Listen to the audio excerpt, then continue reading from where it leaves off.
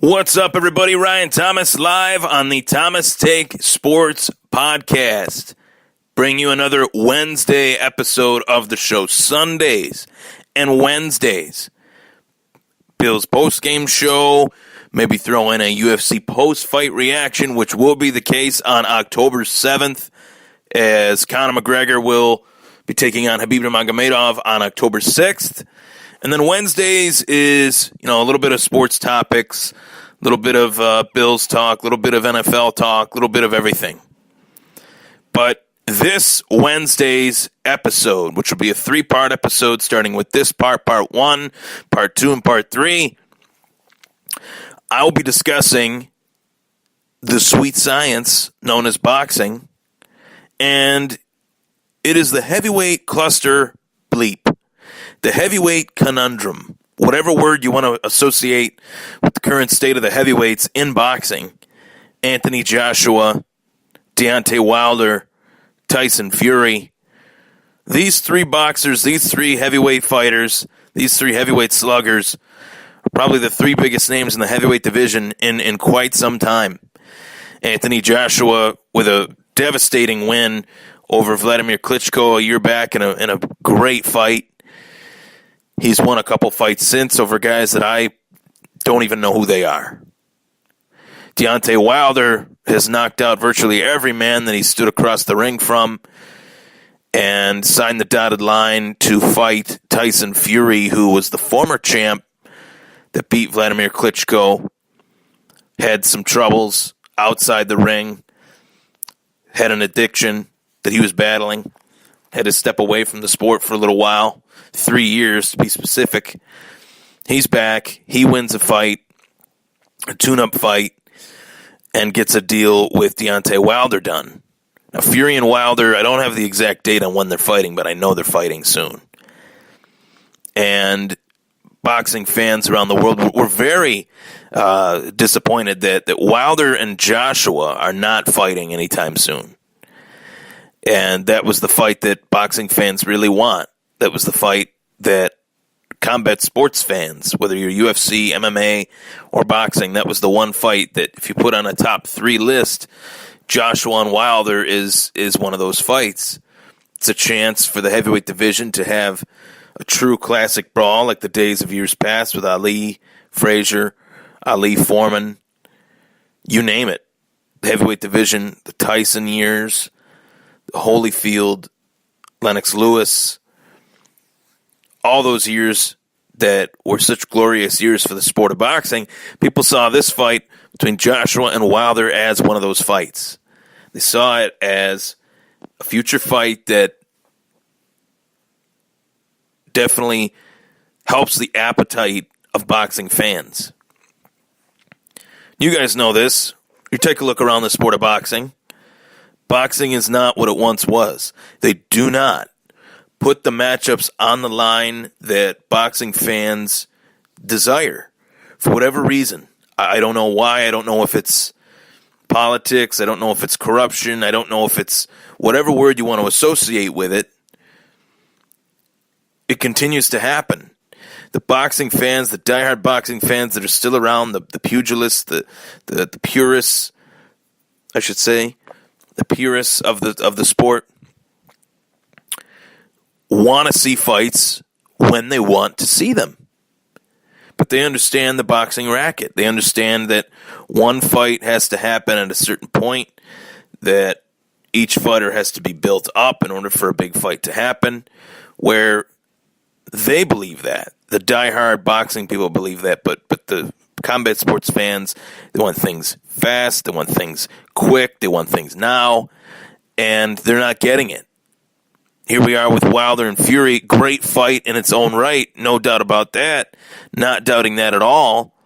Either guy could win that fight. Tyson Fury is a tough nut to crack. Deontay Wilder can definitely crack. So that fight could go either way.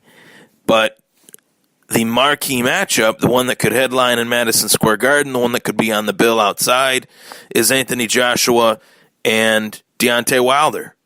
There's no doubt about that. Two undefeated knockout artists. Wilder is the true power puncher. Joshua is the more technical guy with the speed, with the angles. But why is this fight not getting made? Because each promoter of each fighter, whether it's Joshua and Wilder, have more to lose by making this fight now than making it later. These guys would rather see this fight happen one time than see it happen 3 times. And that was the fear with Canelo and Triple G. For 3 years, that fight was talked about, was not looking like it was going to happen. And then when it was obvious that it needed to happen, that neither fighter had any direction to go, you couldn't put Canelo in there against anybody else. You couldn't put Triple G in there against anybody else. Against anybody else, that fight got made. And that's what it's going to take with Joshua and Wilder. Until either of these guys have no room to go, till there isn't any fight out there for anybody named Joshua or Wilder except each other, that's when that fight will take place. And who the hell knows when that's going to happen? That could be 3 years down the road. That could be 4 years down the road. That could be 5 years down the road. Keep in mind, Floyd Mayweather and Manny Pacquiao did not happen until May of 2015. The initial talk of the fight started in May of 2008. So 7 years we're talking. And largely it's a fight that robbed boxing fans because boxing fans were so amped up for that fight for years. That was the fight to make. We knew once we got it that both Floyd and Manny were far out of their prime. Now these guys are talking about fighting again, and I'll talk about that a little bit later.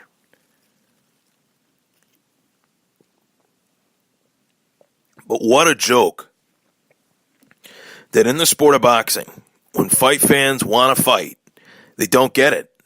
And they don't get it because the promoters know that if these guys fight, one guy's going to lose, one guy's going to win.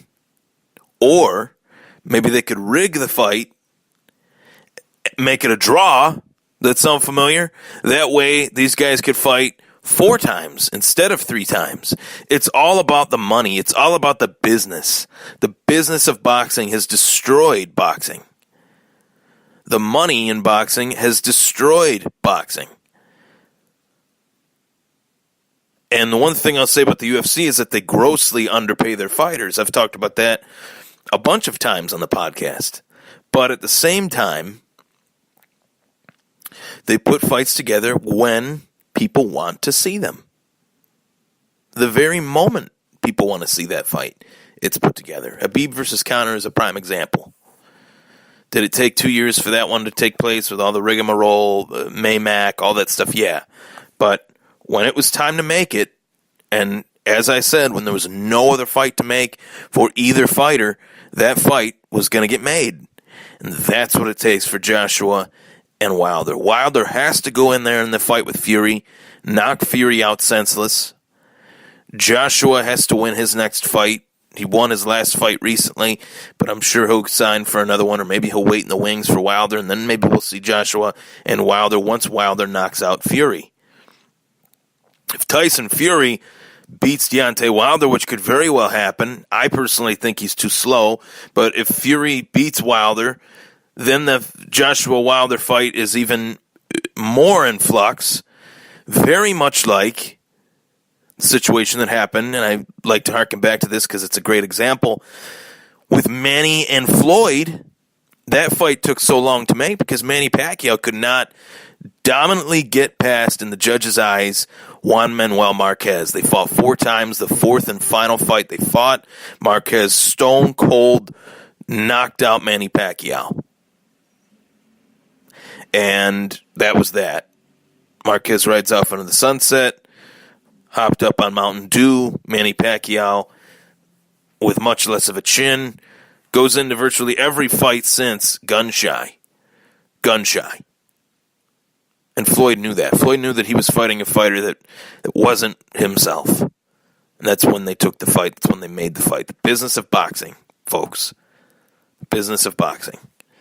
It has destroyed boxing. Granted, we got a lot of great fighters. Vasily Lomachenko, Terrence Crawford, Errol Spence Jr., Wilder, Joshua. There's quite a few right now. Canelo and Triple G are probably two of the best middleweights of the last 20 years, I could say. There's a lot of great fighters right now in boxing. But why are these fights not being made? Why is Vasily Lomachenko not fighting Terence Crawford?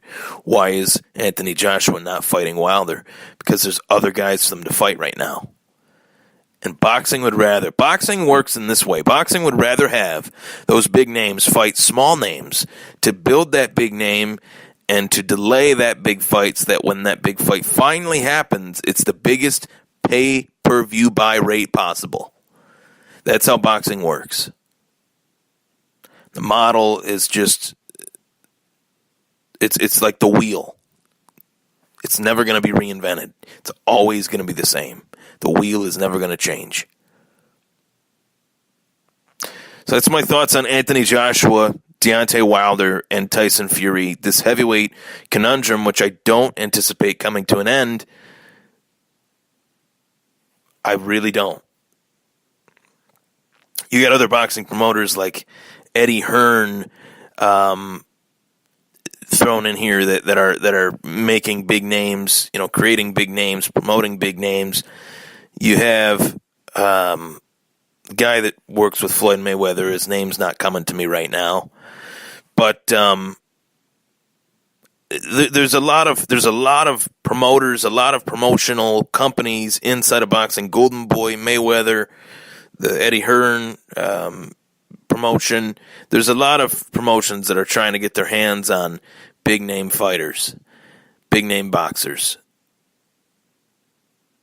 And there's some of which in MMA or in boxing that are trying to get their hands on MMA fighters, which Oscar de la Hoya has succeeded in that, reuniting Chuck Liddell and Tito Ortiz, which I've talked about that on the podcast.